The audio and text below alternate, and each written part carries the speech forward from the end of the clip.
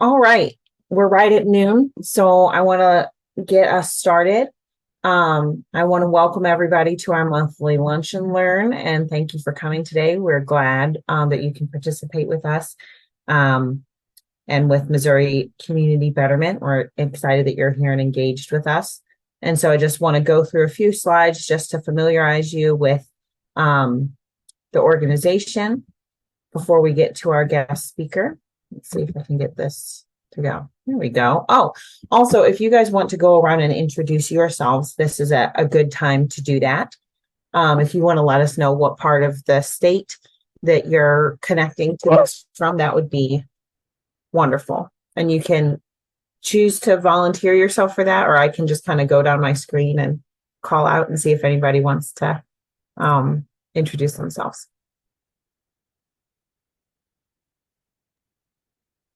Oh, Cece, you're muted. My name is Cece Spink, and I'm from Callio, Missouri. I'm Terry Hampton, and I'm at the West Plains Welcome Center, Ozark Heritage Welcome Center.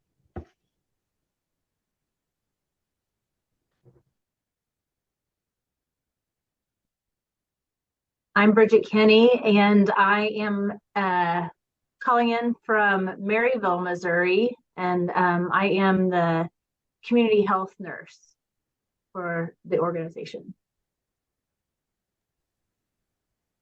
Jeff Geddes from Houston, Missouri, at Texas County Memorial Hospital.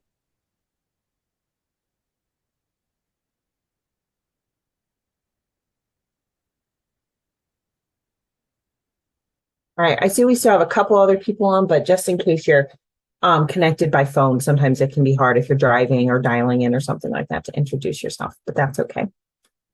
As far as Missouri Community Betterment goes, our board of directors for this year, our MCB president is Tanya Watson from Buffalo, Missouri. Our vice president is Diana Huckstep from Louisiana, and our secretary is Jeff Corman from Jefferson City.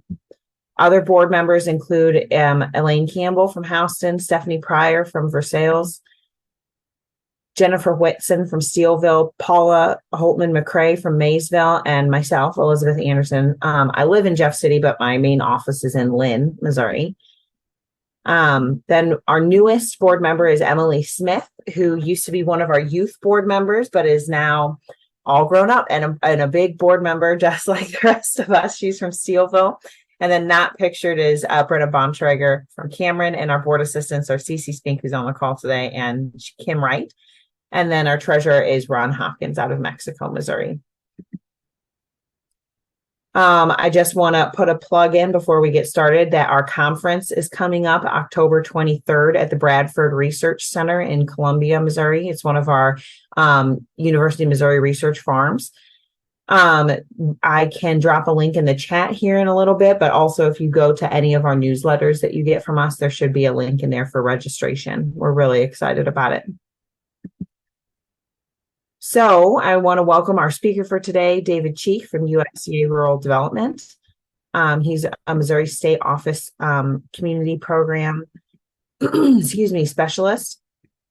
And let me, if I can get my screen to cooperate with me. I've got some more interesting information about him. Give me 1 second.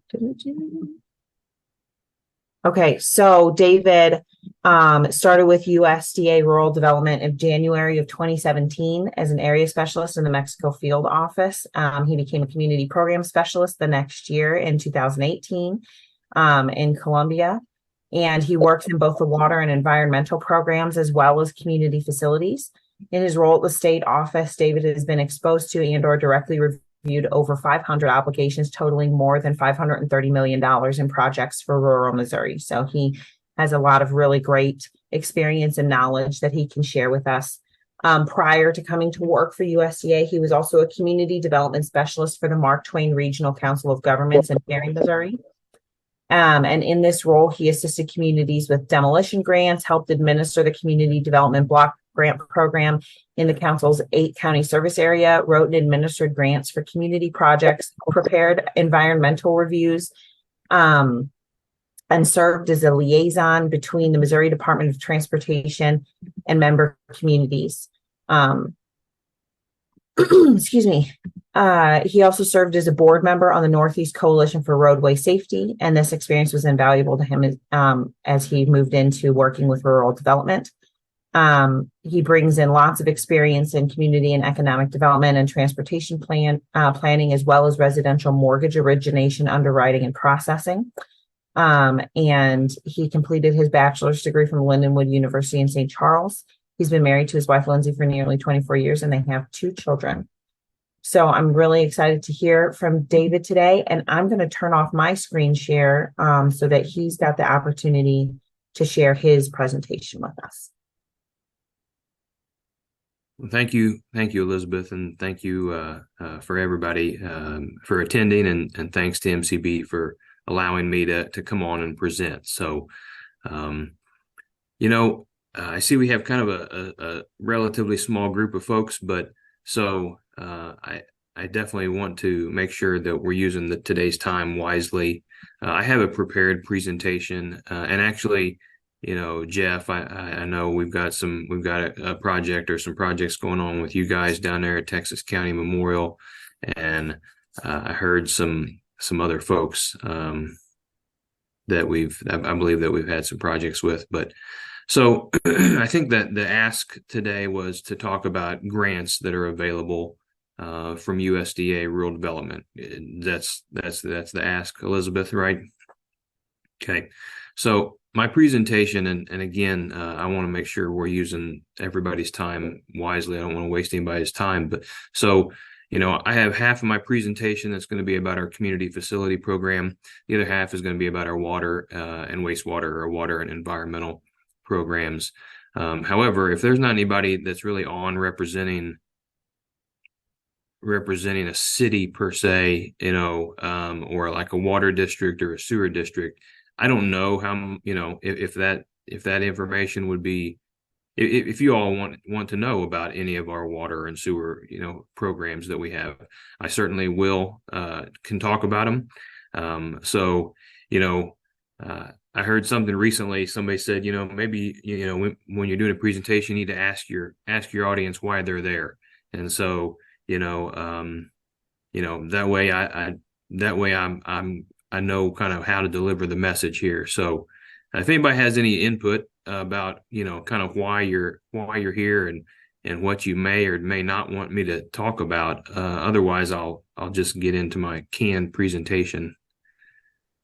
I'm interested in the water content, but I don't want to take up your time for other people if they're not interested.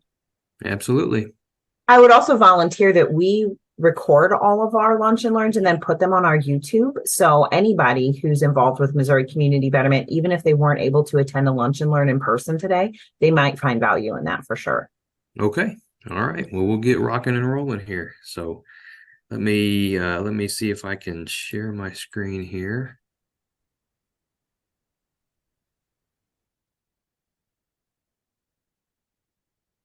Elizabeth, as I said, I don't use Zoom as much as we use other programs. So tell me if you can see that. You're good. I can see it.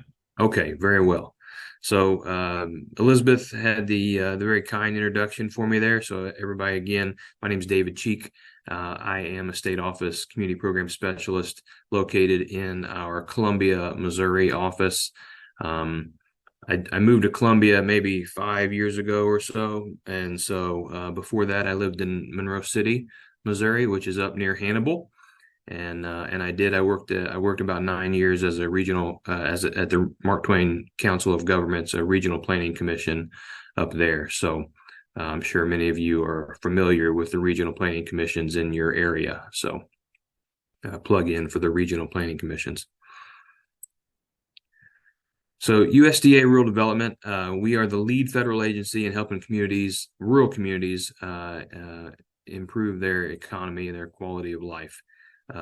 If you think about the big USDA, the big overarching umbrella, it covers a whole lot of things. So rural development is just one agency within the Department of Agriculture. And we do a lot of stuff that some people may not know. And so, we get phone calls all the time from folks asking us if we can help them on their farms. And that's not what rural development does necessarily. We do have other agencies within the department that handle farmers and directly work with producers and things like that. But that's not rural development. So anyway, inside rural development's small little piece of that umbrella, we have over 40 programs to support rural America with loans, grants, loan guarantees. The four main, well, I guess there's five actually programs. We have our business programs. And I'm not going to talk about business necessarily. I'm talking about community programs today.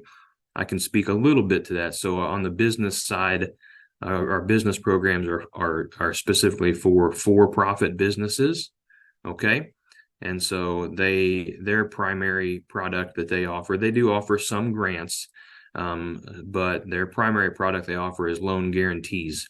And so if you have a small, business out in your community, out in your rural area, and there are some parameters on that.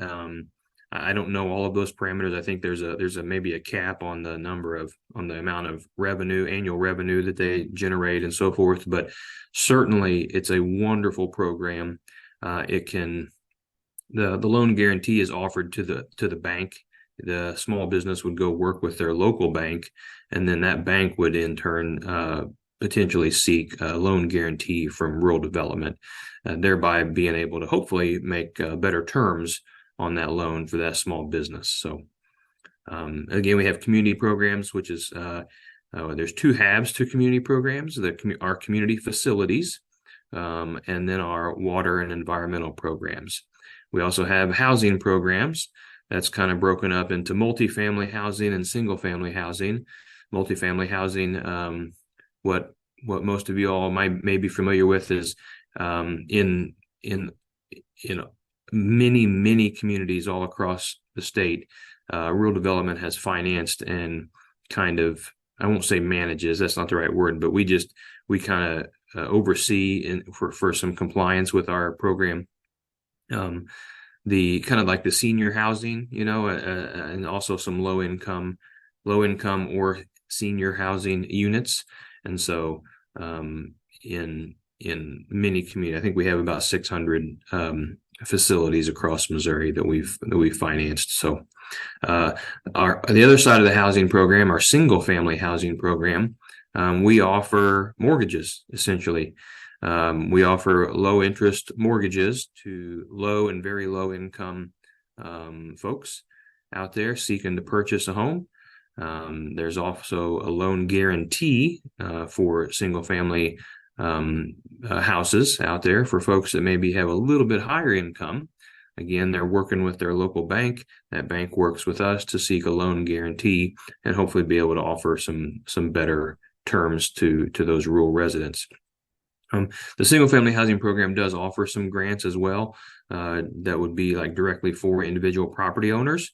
And so certainly welcome any, I won't be able to, I probably won't be able to answer some of those direct questions, but there's some contact information at the end of the presentation for folks to call, I believe. So, and then our utilities program is our electric program and our telecommunications program. So I said there was five. I was wrong. There is it's four. But so our electric program and our telecom program, we're working with some of those bigger utilities, the bigger RECs maybe out there, and so they're doing some pretty large dollar projects.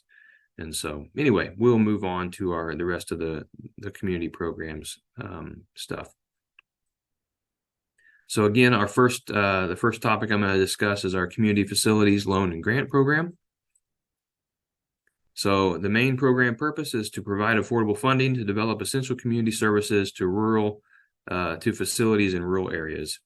The CF program is not for private or commercial or business undertakings. Again, if you're looking for that, it probably needs to kind of funnel under our business programs. Funds in this program can be used to purchase, construct, or otherwise improve essential community facilities, purchase equipment, pay for related project expenses.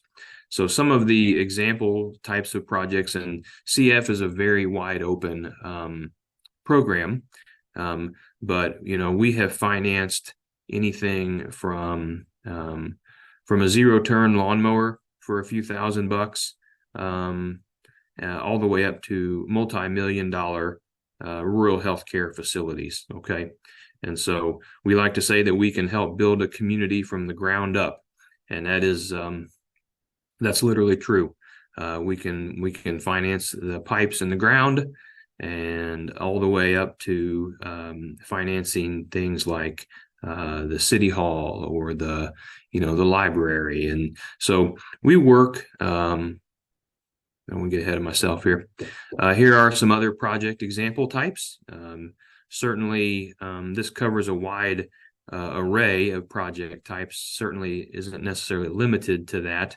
If you have a project idea, it's certainly something that you can approach us with, and we'd be happy to talk about it. The one thing, and the answer may be no, but you don't know if you don't ask, right? So the one thing that we can't do is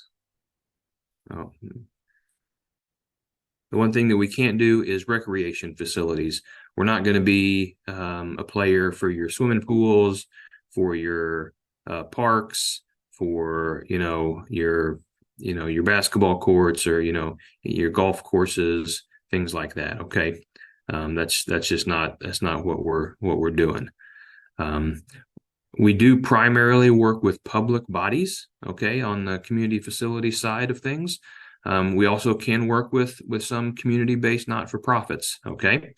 So again, your public bodies are going to be things like cities, counties, ambulance district, anything that's kind of a district, ambulance district, a fire protection district, a school district. And so those are kind of the main ones. And again, we also can work with some community-based not-for-profits. So kind of continuing that, eligible borrowers would include public bodies. And so per Missouri statutes, a loan cannot be made directly to a public body unless the security is like a GO bond, a general obligation bond, or a revenue bond. Those are probably limited cases on the revenue bond directly to a city for a CF project. But so in that case, and that kind of goes back to the deal where one board cannot indebt a future board for more than 1 year at a time. And so there are some other alternative financing options that communities take advantage of. One of them that you all may have heard of is lease purchase. And so that's one avenue that the commercial lending market kind of utilizes to help communities and kind of get around some of those Missouri statutes.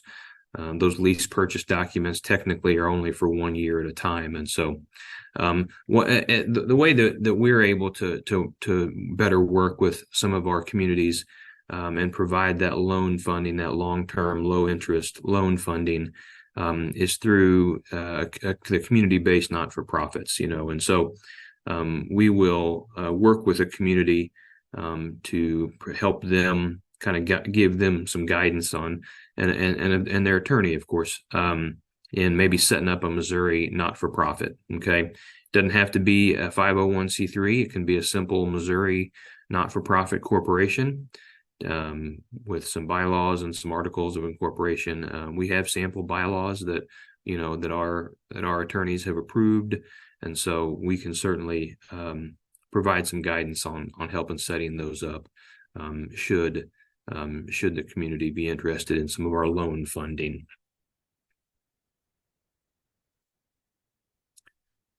Continuing on eligibility, we're talking about cities, villages, townships, counties with no more than 20,000 population at the facility location.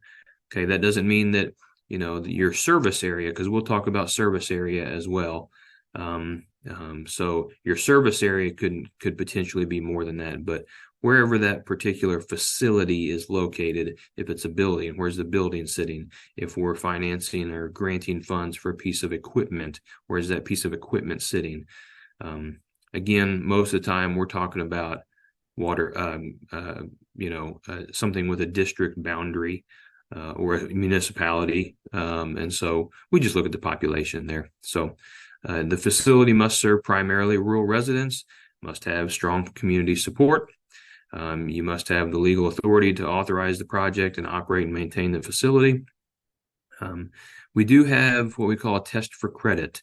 You must be unable to obtain financing through a commercial lender at reasonable rates and terms. And so if we are going to be looking at loan financing, we will ask that the applicant provide us with some turn down letters. Okay, so they'll have to go out and do some due diligence, go out in there and talk to your local bankers and see, if it's something that they might be interested in helping you finance. So again, no commercial, no business activities on our community facility program. What kind of funds are available? Of course, I've already mentioned low interest loans. Okay. We have direct loans. We also have our guaranteed program. We have a community facility guarantee program. That's not very widely utilized necessarily. We like to do our best to try to make direct loans. And so, but that is another option there. And then of course we have grants. Everybody likes to hear about grants, and you could also do a combination of a loan grant combo to finance your activity there. So let me see here. What's my next? All right. So on our loan side of things, there's not necessarily a maximum dollar amount. Our national office folks in DC, just again, through the normal appropriations process that Congress goes through, we typically have a lot of loan money. So there usually is not a huge issue with getting loan funds. The amount of loan is determined by the amount needed to meet the applicant's needs, their repayment ability, and of course, funds available. Repayment ability is a big one. On our loan side of things, we are very much like a bank. We are looking to make sure that these are federal taxpayer dollars, and so we're looking to make sure that the applicant has the ability to repay us and a reoccurring and a constant revenue stream to be able to provide repayment ability. Loan terms, we can go up to 40 years or the life of the security, whichever is less. I will say most of the time we're not doing 40 years in Missouri. 40 years is a long time. So if we're building a building, or like a rural medical facility, some of the ones we financed recently, those have been on 30 and possibly 35-year terms. So, if you're looking at, let's think a little smaller. If you're looking at maybe financing, I don't know, let's say a backhoe or a dump truck for the city or something like that, we're kind of looking at the useful life of the piece of equipment. Maybe it's a 10-year term on a backhoe or something like that. Okay, so we're looking at the useful life of the security. The type of security we can take under the CF Direct Loan Program would include land, building, real estate, essentially, equipment, taxes, bonds, other revenue. We don't have any prepayment penalties on our loan. So if the applicant were to come into some, an excess of funds, we don't have any issue with getting paid off early. That's no problem at all. It's a flat amortized fixed rate. It's probably the best rate in town, I would have to say. Currently, that rate is 3.625, and those rates do adjust quarterly. So we follow the federal fiscal year. So we are in the last quarter right now, the federal fiscal year. So the year begins over on October 1st. So rates will adjust on October 1st. Grants. this is what everybody really likes to talk about, and we like to do it when we can. So grant assistance is very limited. I do feel like I would be doing everybody a disservice by not pointing that out. I know that there's been in the last couple 3 years with all of the COVID funds that have kind of flying around, there's been a lot of grant money out there for a lot of stuff. Unfortunately, rural development did not necessarily get an explosion in our grant funds. We have had a couple of pop-up programs, kind of standalone programs. Mr. Geddes is probably familiar with our Emergency Rural Healthcare Grant program. That program is now closed. All the money's gone, and so that was kind of a one-time infusion of money. Our normal reoccurring pot of grant funds again is very limited. Grant eligibility is based on median household income of the service area.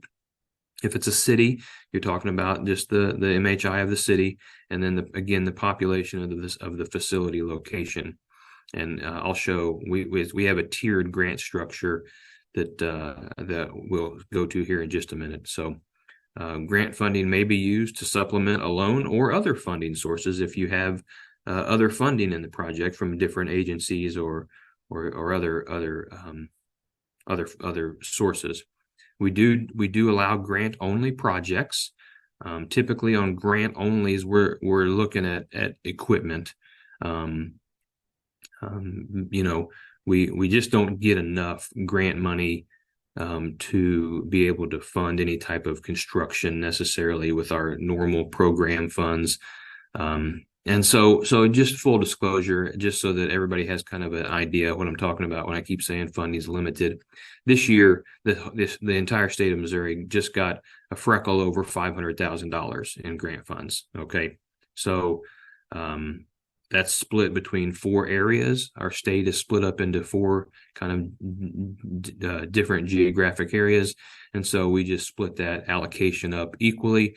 Each of our areas got a roughly $125,000-$130,000, and that has to last them the entire year. So those supervisors in that area have to kind of manage that allocation appropriately. So, on a typical, let's say a typical type project where maybe the city needed a new police car or some type of equipment for your fire department or some other type of municipal equipment, or a school district needed some technology equipment. Maybe we buy lots of Chromebooks and lots of technology equipment and we're buying more passenger vehicles like Suburbans and things like that for school districts because you don't have to have CDL to drive those. And so, kind of a typical grant amount you can expect is somewhere in the $30,000, $40,000 range. Okay. And that's not saying it couldn't be more necessarily, but just want to make sure everybody has appropriate expectations.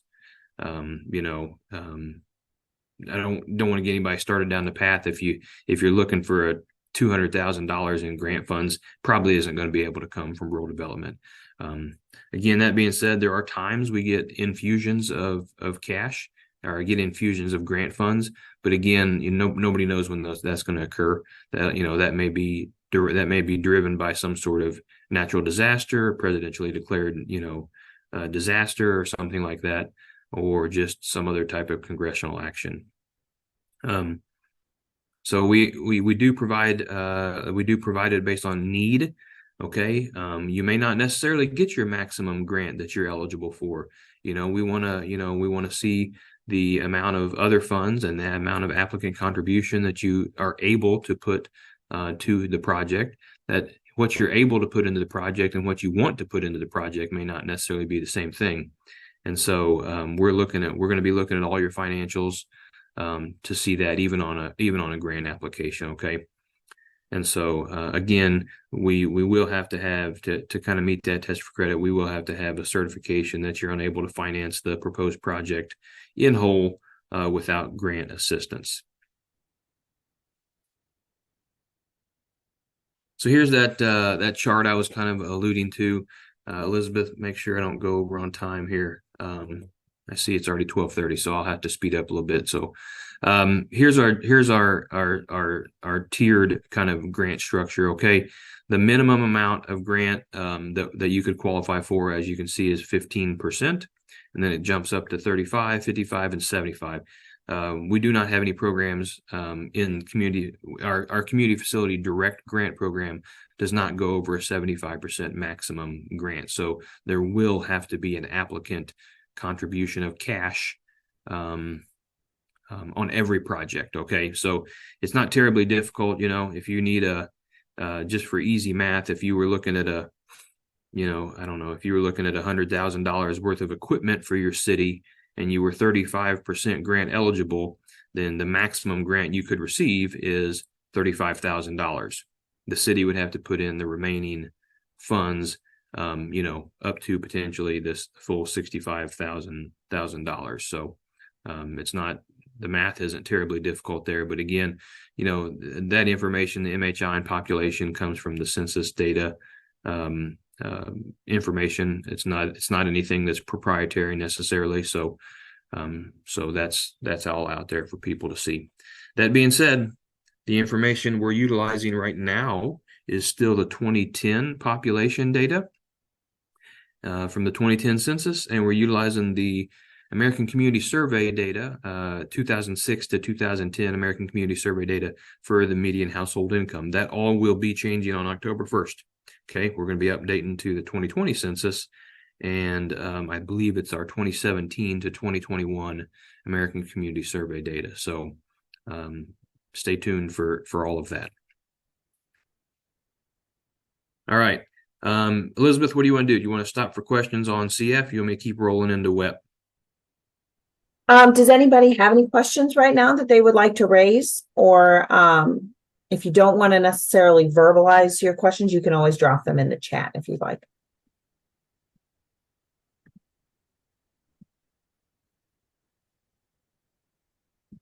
Okay, if we don't have anything right yet, I think we can keep rolling. Okay, very good. All right, so the other half of our community program section is our water and environmental programs. It's the water and waste disposal loan and grant program.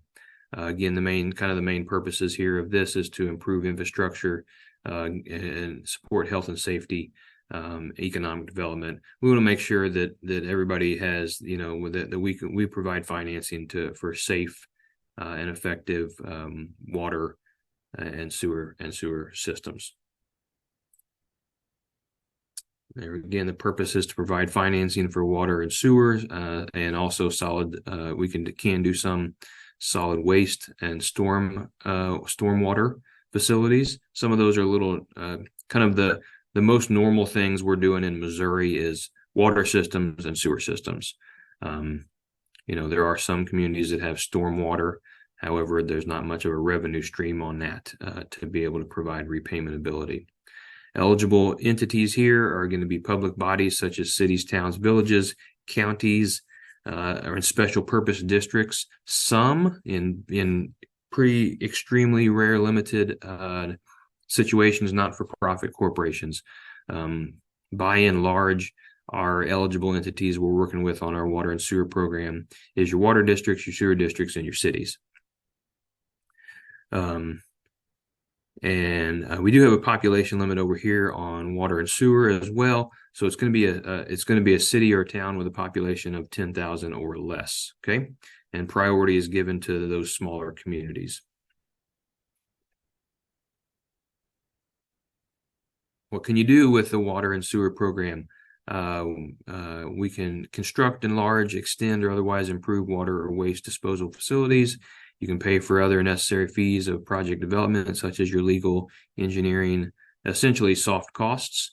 So we can pay for construction and soft costs, land acquisition, rights of way, permitting, certain necessary equipment, and environmental reports. So on our water and sewer side of the house, loan and grant eligibility is a little bit different than on our community facility side. So our security that we're talking about most of the time on water and sewer is a revenue bond. Many of you may be familiar with that. a lot of, your cities, or if you don't live in an incorporated city, and maybe you're out in a county, you're probably being served by a water district or a sewer district potentially. And so from time to time, those entities will put on the ballot measure an issue for a revenue bond. And that's their security that they give to us, they sell to us. And then we turn around and give them the money to build the project. So by a Missouri statute, the term for public body revenue bonds is the maximum term is 35 years. Not-for-profit corporations may borrow up to 40-year terms. Again, we kind of shy away from 40-year terms in Missouri. We like to try to keep it at 30 or 35. So on our interest rates for water and sewer, we have 3 levels: poverty, intermediate, and market. It's kind of high, medium, low, if you will. And again, the type of rate you get is applicable to your project. It depends on the median household income of the service area of the population. The median household income of the area to be served by the project, excuse me. And then the poverty rate is appropriate if your MHI is below the poverty line, which this year is set at $30,000, or below 80% of the statewide non-metropolitan MHI. And the project does have to be addressing a health and sanitary standard. So that statewide non-metro MHI is a number that rural development develops. And so you can kind of see in the rate chart there below, rates have kind of held steady for most of the year. They bumped up a little bit, and actually this quarter they're down just a freckle, about 1/8 of a point. So there's kind of the what you're looking at for rates from high to low on your water and sewer projects.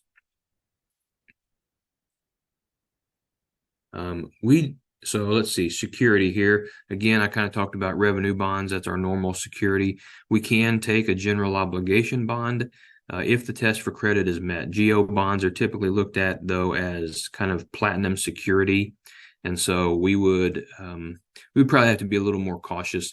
We can't be, by regulation, we can't compete with commercial financing.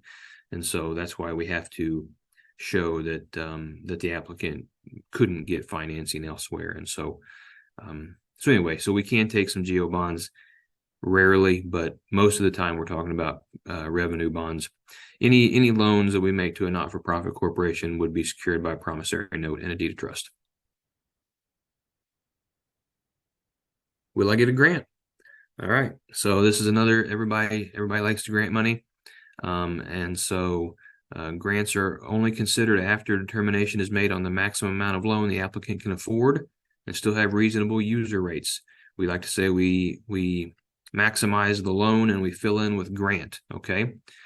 Reasonable user rates currently are considered to be at least 1.5% of the MHI per user per month. So I just did a sample quick calculation over here. And if the MHI of your community was $30,000, you take that times 1.5%, that's $450. Divide that by 12, and that is the rates would need to be at a bare minimum $37.50 per residential user for whatever the average amount of water used was. Okay. So we look at all of that data as well and say, hey, the average household using 4,000 gallons of water. And so again, the minimum rate in order to qualify for grant funds would need to be that 1.5% for that average residential usage. Okay.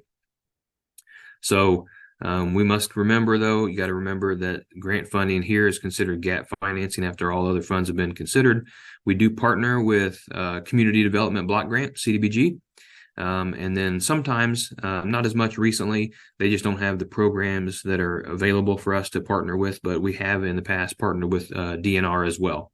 DNR also has their own loan and grant program for water and sewer projects, as some of you may very well know. On WEP project, these projects can take a long time from start to finish, from initial project development until we're closing the loan, could easily be 5 to 7 years. Okay. So these types of projects do not happen overnight. First things first, you got to get out and get yourself an engineer hired. Okay. We'd absolutely have to have an engineering report. And so to do that, you just go out with a RFQ or RFP process to hire yourself a professional engineer. Have them come out to the community, get to know things. Don't just look at the immediate problem. They need to, you need to be thinking. They need to be looking at the overall system as a whole. Maybe maybe there's 2 or 3 different issues that need to be fixed. But so again, look at the whole system, kind of develop a plan, get a plan in place there. Take steps to know your system. I don't know if any of you are on the boards of any of your cities or a water district or a sewer district. So make sure you know the system. It's not up to the operator to make sure everything is, yes, it is up to the operator to make sure everything's running right, but it's not the operator's system, it's the city's system. And so, or it's the water district system. So you need to know if it's making you money or costing you money. You've got to run those systems like a business. We can't stress that enough. You don't give away free water to people. You make sure you're enforcing your shut-off policies. People don't pay, you got to shut them off. And so, you got to run it like a business in order to keep it profitable and not running in the red.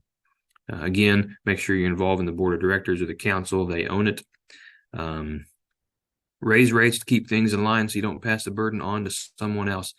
I will take every opportunity I can to talk about this, and I do at every presentation. Every time I give this presentation, I make sure and say it is so vitally important for nobody likes to pay higher bills. Okay. I don't either, but you have to get your rates in a good, you've got the system, you've got to constantly be raising rates.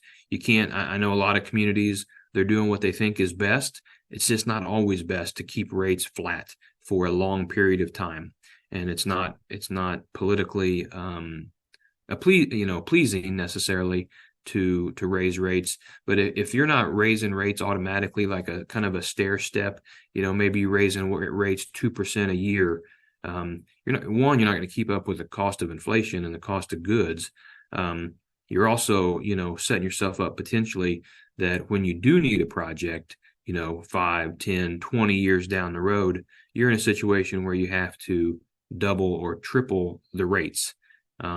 Nobody likes 2% a year. I can tell you what they like less: triple. They like 300% rate increase, even less. And so you've got to methodically, systematically, just automatically, you can make those increases automatic in ordinances or resolutions to automatically stair step those rates up. Okay. And I've allowed a few minutes for questions. So here's our state map. This kind of shows the areas, how things are broken out. We have a total of 25 offices across the state, including our state office in Columbia. And then all of these other dots are where there's a rural development presence. There are NRCS and FSA offices in almost every county in Missouri. There's not necessarily rural development presence in all of those offices. So here's where those offices are at. The ones that are circled in white are our area offices. Here's some contact information. This main phone number right here will get you to the state office in Missouri. And then we can make sure to get your question routed to the right program area and so forth. So anyway, Elizabeth, I'll open it up for any questions, anything like that.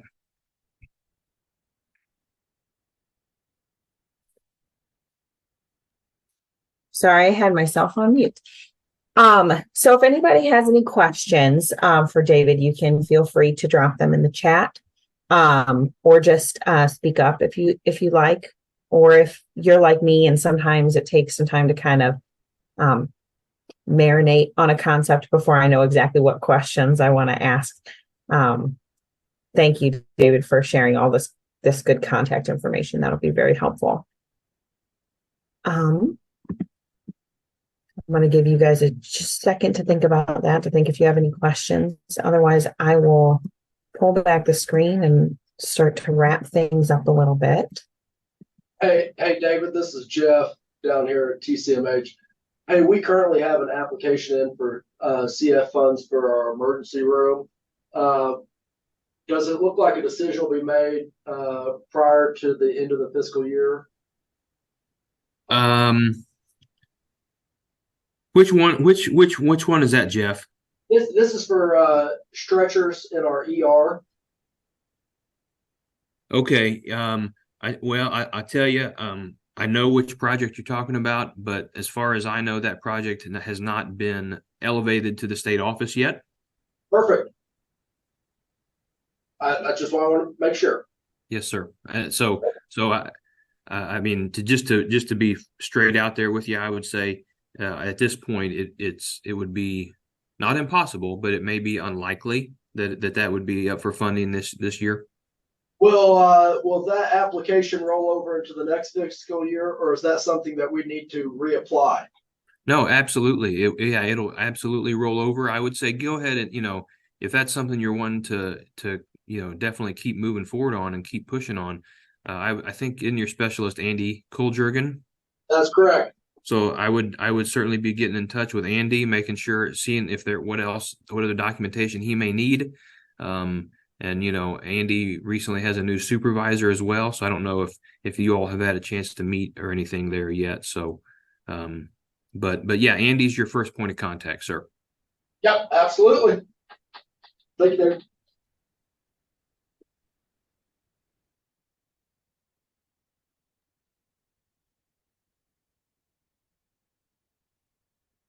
Okay, Cece put in the chat that she doesn't have a question, but says thank you very much for the info. That she'll be passing on the information to City Hall because they probably do need some water pipes replaced throughout the town. I think that's pretty common in a lot of towns and rural areas. Yep. So yeah, you can always reach out to me. Again, if I can't answer it, again, I'm in our state office, but we have staff all over the state, as you might have, I was speaking with Jeff there, and there's a specialist that works down there in his neck of the woods, and so as far as your boots on the ground specialist, they'll be located out probably closer geographically to where you all are, but you can certainly contact me anytime. So.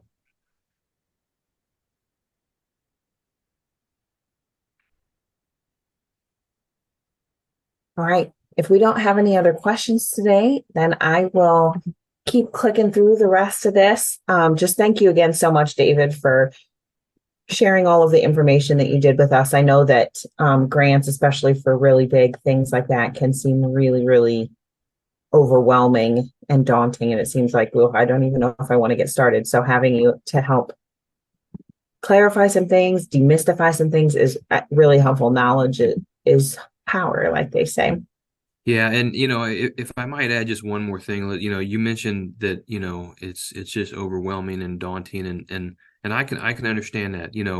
I mean, we're just regular people, but you're interacting with the federal government, and so those things can be a little daunting or be a little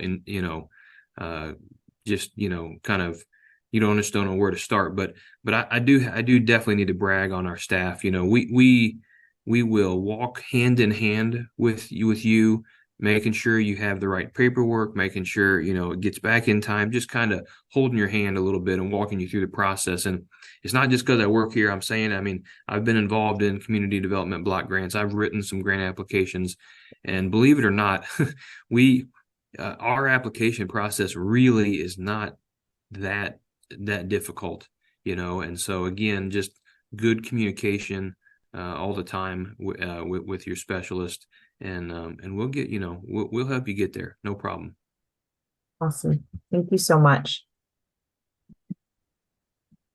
Thank To you. close things up today, I just want to let you guys know about our MCB Better Together Fund, which is a endowment that we've set up over the last year or so. There's a lot of different interesting information on this slide about matching and how our donations are tax eligible, maybe eligible for tax deductions because of our 501c3 status. And so if you ever have any questions about that, you can reach out to our endowment committee chair, Paul McCray. Also, this is how you can keep in touch with Missouri Community Betterment. Our email, our YouTube, like I said, where we post our lunch and learns, our Facebook, especially now that we have such great administrative assistants like Cece and Kim, we're really able to reach out to more people and hear from more people. So definitely always reach out to us. We want to hear from you. These are our next 3 lunch and learn dates for the rest of the year in September, November, and December. You'll notice that October isn't on there, and that's because of our conference, when our lunch and learn would usually fall as right before we have our conference. So rather than doing a lunch and learn again, I want to encourage everyone to, if you would like to join us at our conference in Columbia. And I am going to drop the link in the chat for that Eventbrite, where if you are able to go, or if you know people who would maybe benefit, we have some really great speakers who are going to be there talking about other resources that are available to different communities. You can forward that along to them, and we'd be happy to see them there. That is all we have for today. Thank you guys so much for coming and for participating in our lunch and learn today.